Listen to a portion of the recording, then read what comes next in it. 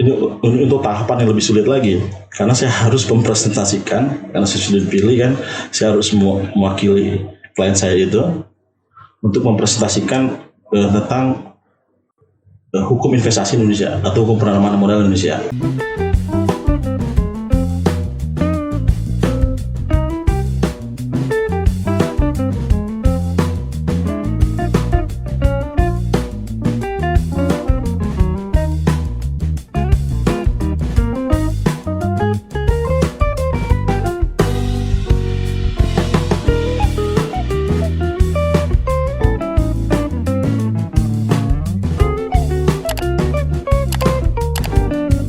Assalamualaikum warahmatullahi wabarakatuh. Selamat pagi, selamat siang, selamat sore, selamat malam Sobat Asia Live. Balik lagi ketemu sama aku Vika Hamzah dalam program Ngasus di channel Asia Live Entertainment. Nah, kali ini aku mau bawa kalian ngobrol tentang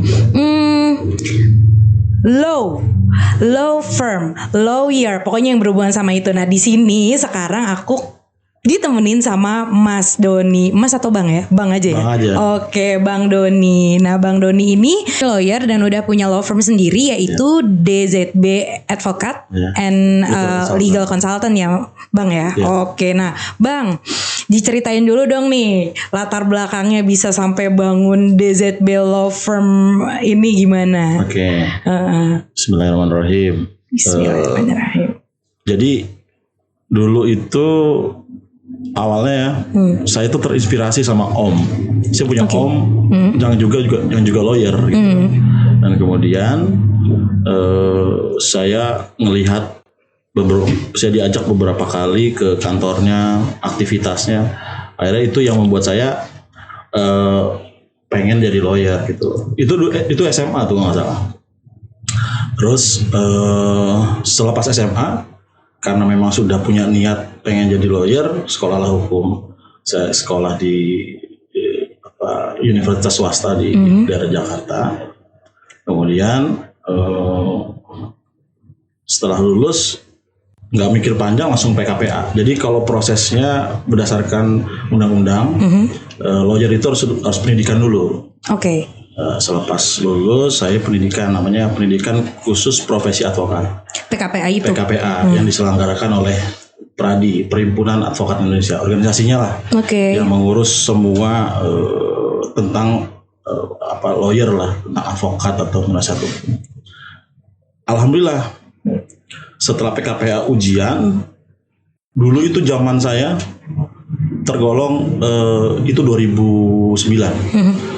Tergolong kalau teman-teman bilang susah tuh, karena buktinya aja waktu saya zaman saya yang ikut ujian itu 5.000 orang. Wow. Kemudian yang lulus cuma 2.000. Nah, saya masuk yang 2.000 itu. Susah tuh. Susah tembusnya tuh ya. Susah. Sampai akhirnya ketika saya lulus, kan memang disyaratkan oleh undang-undang harus magang dulu. Saya magang lah di kantor senior di Jakarta, di Tebet. Okay. Kurang lebih 2 tahun. Setelah itu baru disumpah untuk jadi advokat. Jadi prosesnya itu kurang lebih sejak lulus kurang lebih makan waktu 3 tahunan lebih lah. Oke, itu dari tahun berapa berarti? Saya 2000 lulus itu 2007. Oke. 2009 akhir 2010 itu disumpah. Jadi 3 tahun. Oke. Sejak lulus langsung jadi advokat. Nah, dulu kan sempat kerja ya saya. Sempat kerja di perusahaan as a lawyer, as a legal consultant juga. Cuman sebagai employee-nya di situ. Jadi bagi waktu nih. Gimana nih? Ada cheating, tapi jangan diikutin ya. Karena memang saya mikirnya masa depan saya di dunia lawyer. Itu udah yakin banget tuh ya? Ya, masa depan saya tuh di lawyer, kayak born to be a lawyer lah. Pengen banget jadi lawyer kan saat itu kan. Memang terinspirasi dari Om waktu itu. Akhirnya saya setelah kan dulu juga pasca lulus, saya langsung kerja juga. Pas 2007 saya lulus kuliah, saya langsung lulus, langsung kerja gitu, langsung kerja. Kemudian anggaplah itu belajar lah, kan saya juga dulu di bagian hukum juga kan di perusahaan itu kan. Tapi pilihan tuh, kalau saya keluar berarti saya nggak punya pendapatan tetap, ya kan? Iya, betul. Sementara saya jadi lawyer berpraktek aja baru sekedar ikut-ikut karena magang kan. Akhirnya saya memberanikan diri. Ya udahlah, pilihan saya ketika itu ya harus keluar karena itu tadi itu future saya atau masa depan saya di dunia lawyer. Saya beranikan diri resign. Tapi untungnya dulu istri saya belum nikah, istri sudah kerja juga, jadi tertolong lah. Gitu. Tapi tadi keputusan itu nggak serta-merta membuat saya nyaman kan. Setelah saya memutuskan akhirnya jadi lawyer, saya resign dari kantor yang dulu. Nggak serta-merta langsung dapat perkara kan. Iya benar. Kosongnya juga ada gitu. Tapi itulah perjalanannya begitu gitu. Yang akhirnya saya DZB Advokat dan Legal Consultant itu didirikan ketika itu tahun 2009. Nah sebelumnya itu kerja itu di mana aja? Memang di ini ya, memang di firm juga ya? Itu di perusahaan satu. Terus? Kedua ya magang aja. Karena persyaratan dari undang-undang itu kan harus saya magang. Gitu. Sewaktu kerja di perusahaan itu memang sebagai lawyer juga atau lain? Namanya corporate legal department. Jadi kita ngurusin seluruh aktivitinya tuh kurang lebih memastikan bahwa perusahaan ini menjalankan perusahaannya sesuai dengan ketentuan hukum lah. Tidak menyalahi aturan gitu. Itu aja sih. Selebihnya bikin perjanjian. Urusan hubungan industrial kayak ketenagakerjaan gitu. Nah tadi kan kita Bang Doni bicara soal seleksi yang susah banget tembusnya. Betul. Itu susahnya tuh di mana sih Bang? Indikatornya tuh apa aja sih? Jadi ujian itu pilihan ganda. Pilihan ganda itu ada sekitar berapa ya? Saya kurang lebih 90 soal. Wow. Sama esai. Esai itu kita suruh buat, ada perkara nih. Ada contoh perkara. Kemudian kita suruh buat surat kuasa beserta gugatan. Misalnya perkaranya dibuat, ini perkara perbuatan melawan hukum, konteksnya perdata ya. Perbuatan melawan hukum atau wan prestasi. Ini teknis sih sebenarnya. Tapi harus cerita itu. Nah banyak yang jadi problem adalah begini. Ini mohon maaf nih, organisasi agak saya kritik dulu. Kadang si peserta itu tidak dikasih tahu berapa nilai ujian ketika itu gitu. Hasilnya gitu. Jadi hanya outputnya cuman kamu lulus, kamu nggak lulus gitu doang. Jadi kenapa akhirnya saya cerita dikit, organisasi itu tahun 2008 sudah mulai berkonflik. Karena ketidakbukaan organisasi ketika itu kurang transparan ya. Kurang transparan. Kok ada yang berkali-kali ikut ujian. Ada yang teman saya ada yang sampai 3 kali nggak ikut, nggak lulus ujian. Tapi mereka pun kan juga mau koreksi salahnya di mana kan. Dan jadi perlu tahu ya nilainya. Itu yang mereka nggak dikasih tahu gitu. Jadi berarti Bang Doni masuk ke mulai pendidikan itu 2007 ya? Pendidikan 2008. 2008. Dan ujian langsung 2009 ya. Dan 2010 lulus. Akhir 2009 itu dinyatakan lulus. 2010 itu dilantik. Disumpah itu tadi ya? Iya disumpah dilantik juga. Gitu ya. Untuk Bang Doni sendiri emang secara personal mau jadi lawyer itu dari awal sesimpel itu yang ngelihat kayaknya keren. Betul. Terus habis itu akhirnya duitnya banyak gitu. Tapi emang gitu yang dilihat. Buat saya awal-awal jadi lawyer pun yang saya yang saya harus perhatikan dalam jadi lawyer itu ya penampilan. First impression orang kan ketika melihat lawyer itu pasti apa yang terlihat dari luar, ya kan? Itu penting buat lawyer buat saya. Jadi selain memang kemampuan intelijennya gitu ya, tapi juga penampilan di luar penting sekali. Luar itu sangat penting. Itu pandangan personal Bang Doni nih ya. Ya kita nggak boleh kita wajib malah ya berinvestasi terhadap barang-barang bagus gitu sepanjang kita mampu. Entah itu yang kita pakai misalnya jas, baju, kemudian sepatu, kemudian jam tangan, kemudian mobil juga boleh gitu. Jadi itu mencerminkan kita sebagai seorang lawyer sebenarnya, karena lawyer itu memang citranya di masyarakat kan udah apa ya, udah mahal, apalagi sekarang ada Hotman Paris gitu. Iya. Udah jadi simbol gitu ya, simbol lawyer. Simbol lawyer kayak Hotman Paris gitu. Iya. Dan Hotman Paris pun mengakui bahwa lawyer memang harus begitu.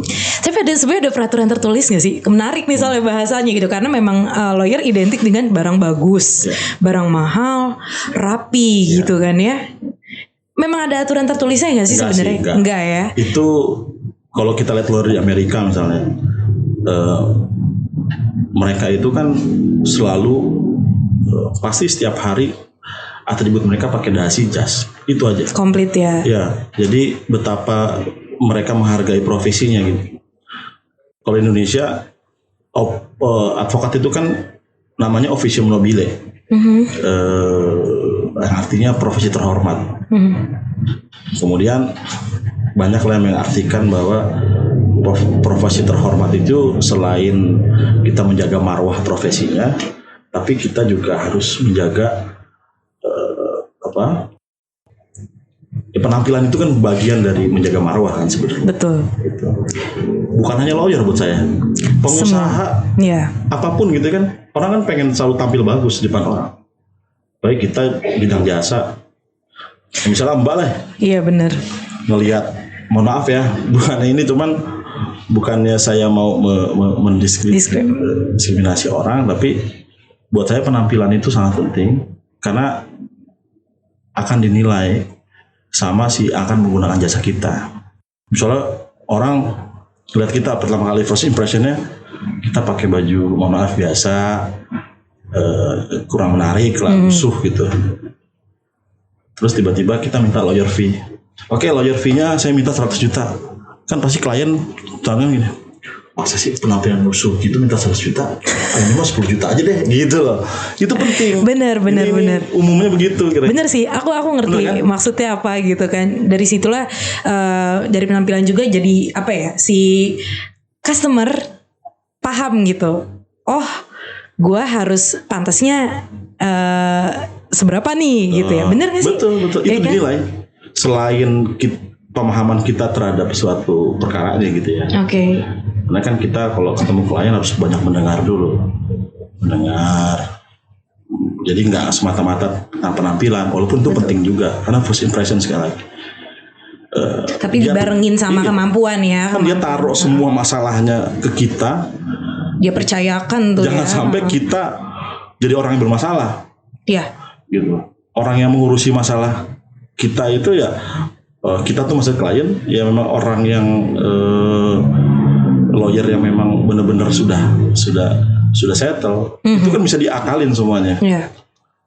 Maksudnya lo bisa investasi barang-barang bagus, ya nggak mesti bagus lah, banyak yang penting rapih lah.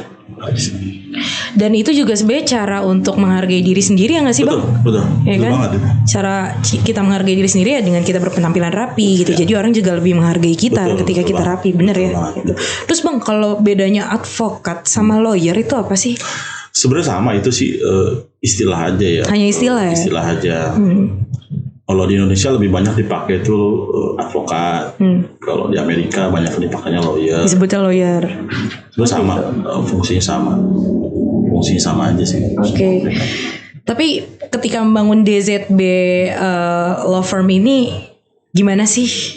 Ada jatuh bangunnya mungkin gitu kan? Pasti. Pengalamannya yang paling berkesan nih, gimana sih? Coba ceritain. Yang berkesan yang pertama kali Jadi kasus pertama atau gimana? Nggak pas pertama ya. Pertama kali di bidang itu. Jadi gini. Gimana? Kan lawyer dunia hukum tuh luas ya. Makanya namanya hukum itu sifatnya interdisipliner tuh.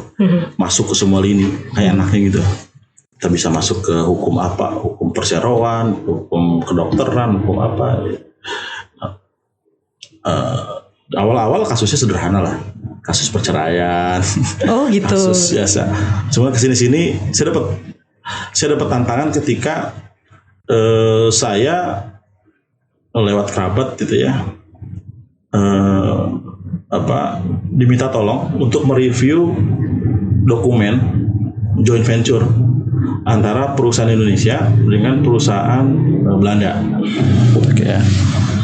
Saat itu saya jujur aja bahasa Inggrisnya dulu pas-pasan. Oke. Jadi tantangan juga ya, berarti itu. Tantangan banget ini makanya menarik buat saya. Terus tapi saya berpikirnya kesempatan itu kan nggak mungkin bisa terulang kembali kalau kita lewatkan gitu. Akhirnya saya beranikan diri, saya review. Nah, klien ini yang di kerabat saya itu sebenarnya sudah punya lawyer. Oke. Jadi soal dibuat perbandingan lah. Opini saya, legal opini saya kasih. Opininya si lawyernya si klien juga dibaca berbarengan gitu ya. Yang dipilih saya. Akhirnya dari situ saya dipilih. Saya disuruh untuk ke Vietnam gitu ya. Ke Vietnam ini untuk tahapan yang lebih sulit lagi karena saya harus mempresentasikan, karena saya sudah dipilih kan, saya harus mewakili klien saya itu untuk mempresentasikan tentang hukum investasi Indonesia atau hukum penanaman modal Indonesia. Daftar negatif list segala macam. Dulu bidang usahanya kan F&B dulu. Saya meeting di Vietnam karena yang mengurus itu regional Asia Pasifik ketika itu dipilihnya Vietnam walaupun perusahaan Belanda. Ke Vietnam, ini jujur aja juga, saya pertama kali naik pesawat. Dengan kondisi juga bahasa Inggris pas-pasan ya. Jadi banyak lemahnya lah. Iya. Tahun berapa itu? Tahun 2011 masalah. Jadi saya satu bahasa Inggris pas-pasan. Pemahaman tentang hukum penanaman modal juga pas-pasan, baru pertama kali, tapi saya belajar, saya senang belajar kan. Ketiga, saya baru pertama kali naik pesawat. Keempat, saya pertama kali ke luar negeri. Untungnya, saya dulu sudah punya paspor, memang punya rencana gitu, kayak sudah diatur gitu. Ya sudah, akhirnya saya nggak ngomong kalau bahasa Inggris saya pas-pasan, saya nggak ngomong semuanya keterbatasan saya. Dan ketika itu saya juga belum punya laptop. Itu yang membuat saya nggak profesional banget nih. Selama lagi menempuh pendidikan sampai akhirnya lulus itu akhirnya pakai apa tuh, Bang? Lu nggak ada laptop kan tuh ya? Laptop. Emang belajarnya kan nggak pakai laptop. Saya pakai buku diktat gitu, buku-buku untuk ujian gitu aja sih, nggak yang digital pakai laptop nggak gitu. Masih manual lah ya. Ya ampun. Padahal saat itu sih saat itu laptop udah biasa banget gitu kan. Berarti emang dari nol banget ya Bang ya? Dari nol banget. Makanya itu kesempatan itu nggak mungkin bisa datang nih di posisi saya ketika itu. Tapi saya ambil. Ya udah, berangkatlah saya ke Vietnam. Saya presentasi. Saya siapkan di hotel itu, karena saya nggak bawa laptop. Di hotel itu ada kertas ya. Iya. Ada kertas. Kemudian ada pensil.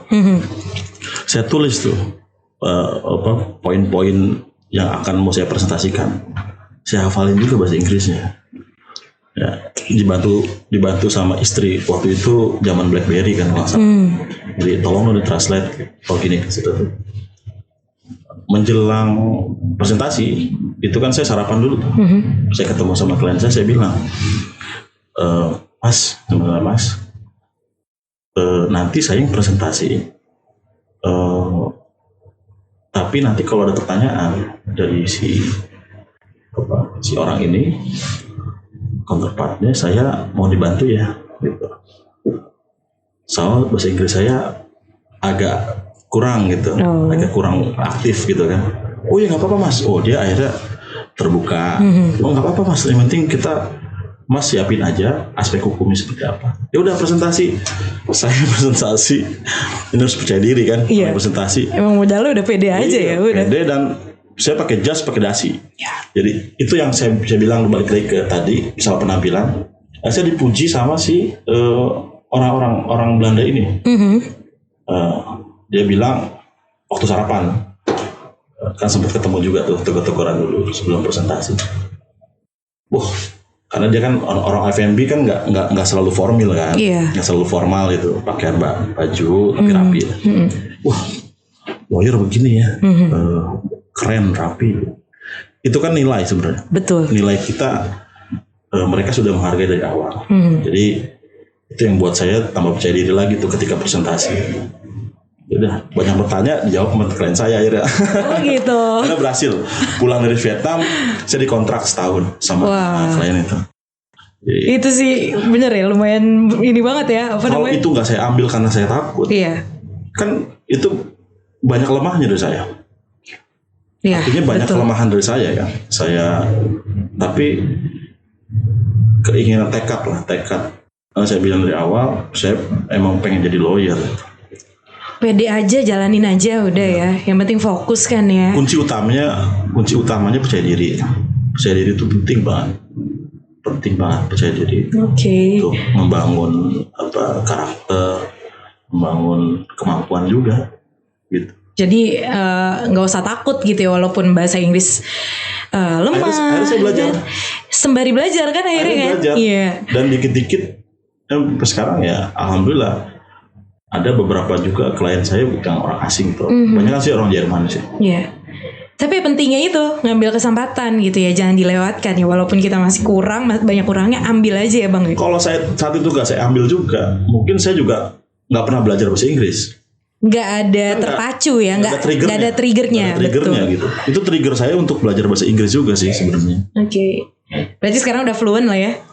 Bahasa Inggrisnya. Oh iya. Merendah. Jadi itu pengalaman yang paling nggak bisa terlupakan ya bang ya. Pokoknya take it or leave it, take it.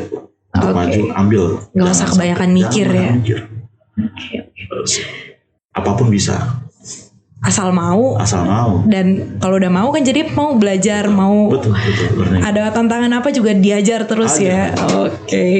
Terus kalau untuk ini ya perjalanan membangun DZB dari nol sampai di titik saat ini itu gimana sih bang?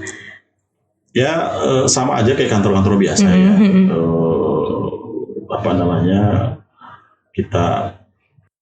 Saya masih sekarang masih sewa kantor sih. Punya sendiri gitu. Kita sewa kantor, kemudian ini yang jadi persoalan kan kalau lawyer ini nggak boleh beriklan. Gitu. Nah, beda kan kalau perusahaan lain boleh dong beriklan. Iya betul. Kan? Ya itu udah jadi hal yang lumrah lah gitu. Kalau kita nggak boleh beriklan. Kenapa tuh bang? Undang-undang mengaturnya begitu. Udah regulasi dari pemerintah. Jadi pengacara dilarang beriklan. Udah. Nggak ada penjelasan lebih lanjut, misalnya boleh berikat tapi nggak boleh gini, udah pokoknya nggak boleh berikat. Sampai sekarang Bang Doni dan kawan-kawan pun lawyer juga nggak ada yang benar-benar memahami alasannya apa gitu. Tapi ada nggak sih, ada asumsi nggak sih? Tapi apa sih kira-kira?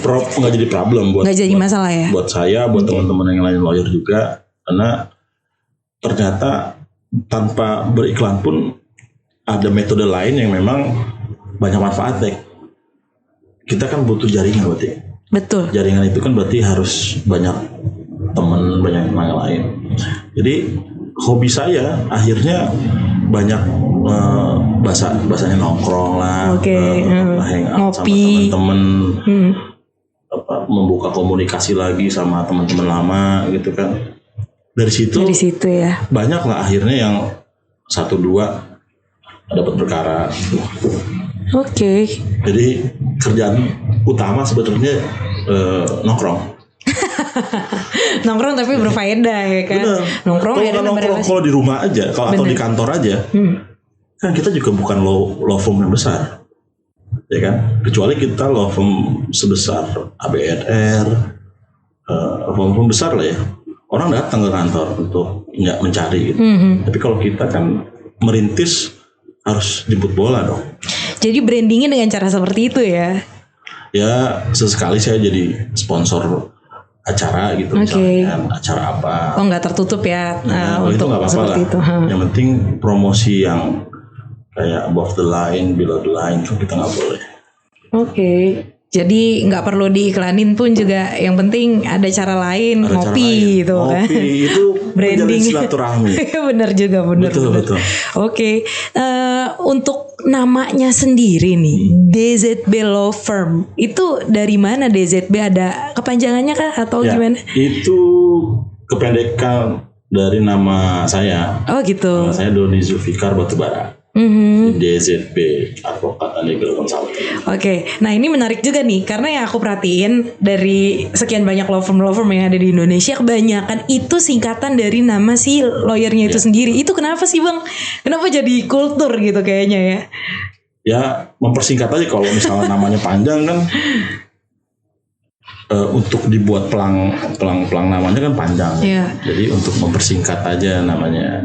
Biasanya yang belum senada di Indonesia itu masih setiap lawyer punya caranya masing-masing untuk membuat nama law firmnya gitu. Ada yang namanya misal Vika and Rekan, ada juga Vika and Associate. Ada juga Vika and Partners. Tapi memang harus nama sendiri ya, Bang? Ya kalau bisa nama sendiri. Oh gitu.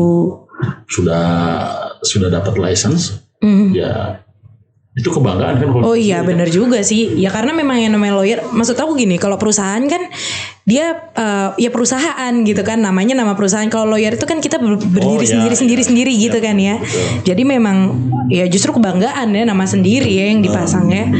Oke, paham. Terus selain lawyer nih, Bang Doni lagi fokus activity apa? Apa ya? Usaha apa mungkin? Saya nggak bisa hal lain selain lawyer.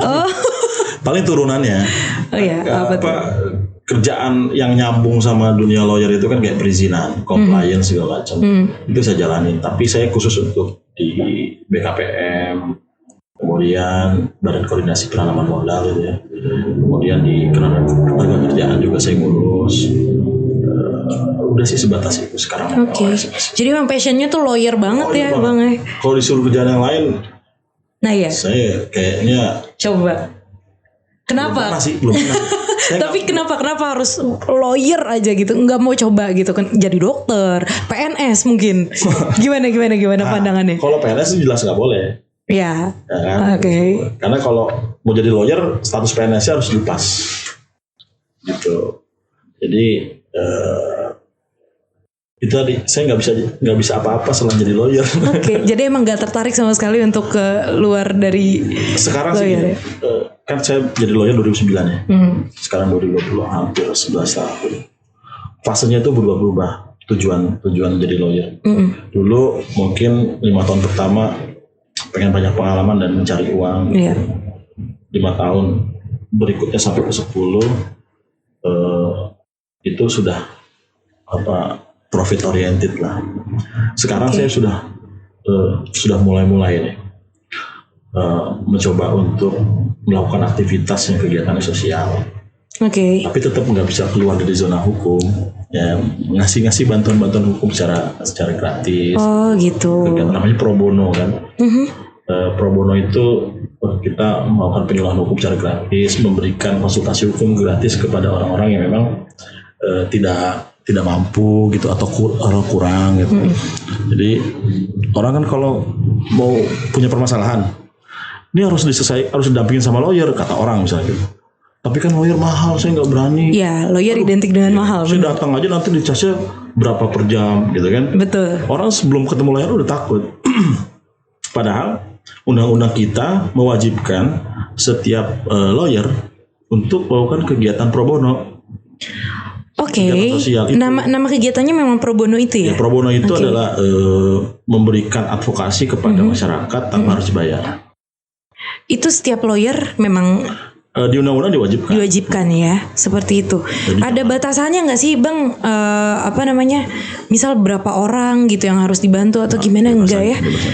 Tapi kan memang ada juga, dengar juga anak ada LBH tahu kan? Iya, tahu. Lembaga bantuan hukum. Iya. Itu biasanya yang membantu khusus orang miskin juga, orang-orang nggak mampu gitu ya. Oke. Dan saya sih individu aja secara nggak buat LBH, tapi saya punya komunitas. Oh gitu. Teman-teman yang punya tujuan untuk kegiatan sosial, yuk gabung, kita buat misalnya di desa. Saya udah terapin itu di Tangerang Selatan. Saya punya desa binaan yang memang masyarakat sadar hukum. Jadi mereka tahu kewajiban dan hak dan kewajibannya sebagai warga negara, termasuk akses kepada pemerintah. Memang mereka tidak dapat, padahal dapat gitu. Itu kan bicara tentang kewajiban aja. Itu yang kita advokasi. Tanahnya diserobot oleh perusahaan besar, itu kan kita advokasi gitu. Dan itu kayak Bang Doni dan kawan-kawan itu mendampingi seperti itu. Mendampingi, membantu benar-benar sampai selesai itu masalahnya. Ada yang sampai selesai dan ternyata puas. Ada kepuasan batin gitu ya. Misalnya lawyer fee saya itu cuma dikasih kerupuk sama pisang gitu. Karena membantu. Jadi orang beli rumah tapi nggak pernah dibuatkan atau jual beli, ya nggak pernah dikasih legalitas hukumnya lah sama si pengembang ini. Akhirnya kita bantu, karena kan khawatir dong orang duduk di rumah mendiami rumah itu tapi tanpa ada dokumen legalitas. Waktu-waktu kan diambil orang. Benar. Suratnya misalnya dijaminkan ke pihak lain, orang mencaplok ini. Tapi kalau udah punya data legalitas kan mereka aman. Itu kita bantu. Hampir 15 tahun dia nggak punya itu. Kita bantu. Wah, kita nggak pungut spesial pun uang dari si orang ini. Tapi saya yakin dia mampu ketika itu. Dengan upayanya dia pasti mampu untuk membayar kita. Cuman orang tua gitu kan, dia kan harus spend uang juga untuk yang lain gitu. Saya bantu. Akhirnya itu tadi kerupuk dan pisang. Dibayarnya dengan kerupuk dan pisang ibarat kata gitu. Terus setelah itu berapa bulan setelahnya saya ditelepon sama dia kan. Mobil saya waktu itu AC-nya mati. Dia nelfon saya tiba-tiba. Pak Doni apa kabar? Baik. Lagi di mana? Ini saya motor lagi ini. Pokoknya lagi di sini. Obrolannya tiba-tiba saya ngobrol AC saya mati. Oh, ke tempat saya aja. Jadi dia punya kenalan tempat AC mobil.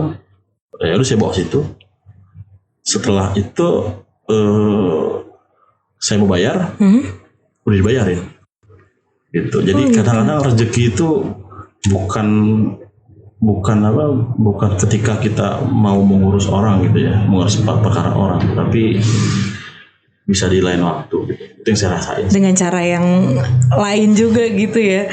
Nggak disangka kan tiba-tiba kayak gitu. Awalnya dibayar kerupuk dan pisang, tahu-tahu ada kesusahan dibantu gitu kan. Yang penting kita nggak zolim sama keluarga kita. Betul. Bantu orang, tapi yang utama tetap keluarga kita juga harus settle dulu dari ABC-nya lah. Harus balance ya. Ya betul. Jangan sampai kita fokus ke sosial tapi keluarga terlantar kan, itu bahaya. Itu nggak boleh juga. Oh iya Bang, pernah dapat kasus itu ya? Banyak banget. Sekarang itu dimensi hukum luar biasa. Makanya Mbak Vika pun nggak nutup kemungkinan kalau salah dalam menggerakkan jari. Sekarang kan banyak kan kasus ITE kan. Iya, betul. Dari handphone aja udah punya dapat kasus. Betul. Itu hati-hati. Minim berapa tahun sih kalau kena ITE? Macam-macam, ada pasal 27, 28 kan masalah pencemaran nama baik, paling banyak kan masalah itu. Sedikit misalnya Vika sebelah sama pacarnya. Pacar. Kata-katanya gak enak. Si pacar emosi. Bisa tuh ya? Bisa. Diperkarain. Karena ada kata-kata yang menyinggung. Kemudian biasanya kan kalau pacaran itu nyinggung-nyinggungnya di media sosial kan. Iya. Oh dasar si Vika ini. Titik gitu kan. Dikomenin orang. Nah, ya kan Vika bisa buat laporan terhadap itu gitu. Karena Vika namanya sudah dicemarkan gitu. Oke. Kan banyak sekarang begitu orang-orang yang aktif kan. Jadi jangan sembarangan. Jangan sembarangan. Kalau dulu kan nggak cuma dunia ITE. Kalau dulu kan nggak ada dunia ITE. Kita hati-hati dalam memukul orang. Kalau sekarang kita gerakin dikit untuk mencet keypad aja udah salah ya. Kalau misalnya kata-katanya udah nggak enak. Paling unik apa sih Bang? Tapi biasanya sih banyakan sih perdamaian ya.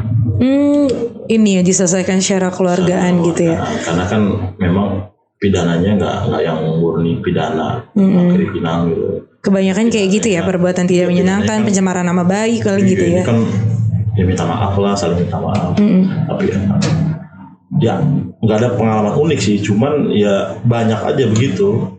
Wah, cerita atau teman bandnya dulu gitu kan, jelek-jelekin gitarisnya. Nah, dulu salah satu band dulu tahun dulu tuh termasuk yang nggak terkenal banget tapi lumayan grup. Ribut. Oke. Terus klien saya salah satu gitaris itu dilaporin karena bikin status di mana Facebook kata-katanya nggak enak nyinggung orang, laporin lah klien saya. Tapi kebanyakan kasus kayak gitu aja ya. Tapi ada juga orang yang nyari keuntungan ekonomis di situ. Gimana tuh? Ya kalau damai lo harus berapa? Gitu. Jadi lo ngasih gue berapa gitu ya? Kalau enggak kamu jalan nih gitu kan. Banyak begitu. Akhirnya dicari kesempatannya dari situ ya. Oke. Terus kalau dari kacamata Bang Doni sendiri nih selama pandemi ini untuk law firm ini gimana sih selama pandemi? Ini sih hal baru ya. Terpengaruh nggak? Pengaruh ya. Pengaruhnya tapi membuat saya berpikir ternyata kantor tuh nggak terlalu penting. Ternyata saya kerja dari kantor, dari rumah pun, dari tempat manapun saya masih bisa gitu. Mau convert sama teman-teman lewat Zoom, sama klien lewat Zoom, efektif juga. Jadi kan waktu pandemi pertama kali itu kan saya hampir nggak pernah ke kantor, semua libur kan. Jadi kantor itu cuma buat naruh berkas. Saya bilang kalau saya kan budget paling besar di advokat itu kan memang nyewa kantor. Nyewa kantor kan. Kantor paling besar. Selebihnya kan kita nggak jualan produk kan, jasa. Paling beli barang-barang branded. Jadi lumayan mengubah persepsi kita tentang dunia lawyer gitu.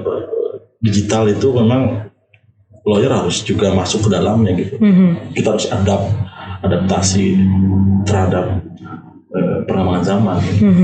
Karena di pengadilan pun sekarang kan sudah online juga. Oh iya benar juga ya. Ada sidangnya online gitu. Sudah mulai adaptasi semuanya proses hukum di Indonesia. Itu sih jadi mencerminkan bahwa peradilan di Indonesia itu jadi efektif, hemat biaya. Iya betul. Jadi lebih efisien nggak sih Bang? Efisien benar. Benar. Mengurangi potensi untuk ketemu sama pihak-pihak. Kita nggak nutup mata lah ya bahwa di peradilan itu kan ada itulah ya. Kan kalau kita berhadapan sama orang-orang kan pasti ada potensi suap menyuap dan lain. Iya betul. Jadi menghindari itu ya. Iya. Lawyer itu banyak ditangkap. Anak buahnya Hotma Sitompul tangkap. Cekaligis. Iya. Jadi profesi beresiko juga sekarang. Tapi sebenarnya memang ini banget ya, kasus seperti itu tuh suap menyuap itu udah akrab banget sebenarnya di dunia lawyer ya Bang. Iya. Dan lu sendiri gimana sih caranya buat menanggulangi gitu permintaan-permintaan seperti itu gitu ya? Susah nanggulanginya. Jadi emang udah lumrah sebenarnya ya. Saya pernah ketemu sama klien gitu. Karena itu sudah jadi pembicaraan umum, udah jadi konsumsi publik lah masalah suap-suap di peradilan. Jadi ketika saya ketemu klien nanya, dia nggak nanya masalah ini kasusnya harus bagaimana, strateginya gimana, tapi dia nanya pertama gini, ini kasus di sini, punya ini nggak, punya jaringan di sana nggak, gitu. Oke. Dia juga udah paham ya permainannya. Hukum kita jadi nggak kepake gitu, jadi formalitas aja. Yang penting yang penting lo punya jaringan dan lo punya uang lebih untuk perkara ini jadi sesuai dengan kita gitu. Jadi begitulah kira-kira sekarang kondisinya. Walaupun sekarang ada KPK kan orang lebih berhati-hati. Sekarang juga di pengadilan, kalau dulu kita masih bisa akses ke ruang panitera, ruang hakim. Kalau sekarang udah nggak boleh, benar-benar terisolir gitu. Steril. Ya? Jadi ada PTSP sekarang segala macam, lebih mengurangi tingkat resiko untuk itu sih sebenarnya. Tapi lo sendiri termasuk orang yang fleksibel. Iya dong. Kalau kaku-kaku aja susah juga jadi lawyer. Jadi lo fleksibel tergantung kondisinya juga ya Bang ya. Ya, gitu. Karena tadi ya gitu deh, jawabannya susah ya. Oke, terus tadi kan Bang Doni udah sempat bilang lebih banyak menangani korporasi, ya kan? Nah, gue mau tanya nih Bang, untuk legal perusahaan tuh syaratnya apa aja sih biasanya? Mendirikan perusahaan atau? Iya, mendirikan perusahaan. Mendirikan perusahaan ya simpel lah. Dia kan udah Undang-Undang 40 2007 perseroan. Jadi ketika lo buat perusahaan ya harus pastiin ada direksi komisaris sebagai pendirinya gitu ya. Ada komposisi sahamnya, kemudian ada akta pendiriannya, kemudian izin-izin. Sekarang kan lebih mudah nih prosesnya lewat OSS. Jadi misalnya ketika syarat pendiriannya sudah terpenuhi, aktanya dan surat Menteri Hukum dan HAM sudah terbit, prosesnya sekarang lewat OSS kan, online submission system itu tadi. Jadi kayak misalnya ada daftar perseroan, kemudian SIU, kalau dulu ngurusnya langsung ke dinas-dinas terkait, sekarang lewat OSS itu, online submission system itu, kita online login dari rumah, masukin rekaman aktanya sudah direkam, udah ada tuh di sistem itu gitu, karena kan terintegrasi sama sistem hukum dan HAM. Karena akta kita semua terekam semua di hukum dan HAM kan. Tinggal klik, masukin bidang usaha segala macam, udah selesai. Sekarang lebih simpel ngurus compliance, ngurus perizinan permit perusahaan itu sekarang lebih simpel. Oke, ya, thank you banget nih udah ngobrol, udah Bang Doni udah menyempatkan waktu untuk datang ke studio Asia Live berbagi cerita tentang DZB, law firm, dan juga tentang detail-detail gimana sih hukum gitu dan hukum di Indonesia gitu. Kita jadi melek nih sedikit banyak. Oke, thank you banget ya Bang Doni, dan untuk sobat Asia Live di rumah juga mudah-mudahan apa yang udah ditonton dari video aku sama Bang Doni ini mudah-mudahan bisa diambil manfaatnya dan bisa bermanfaat buat sobat Asia Live dimanapun kalian berada gitu. Dan jangan lupa di like, di komen, di subscribe, dan juga di share.